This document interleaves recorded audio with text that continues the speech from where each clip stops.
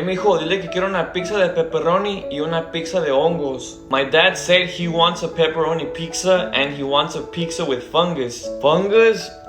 We do not sell fungus here. No, pa, que aquí no venden hongos. ¿Cómo que aquí no venden hongos? Si la otra vez vine y me dieron una pizza de hongos. Ok, déjale digo. My dad said he came here last time and he bought a pizza with fungus. Well, tell him I'm sorry about that and for him to go see a doctor because that is not okay. No, pa, que lo disculpes y que pues vayas a ver a un doctor porque eso sí es que no está bien.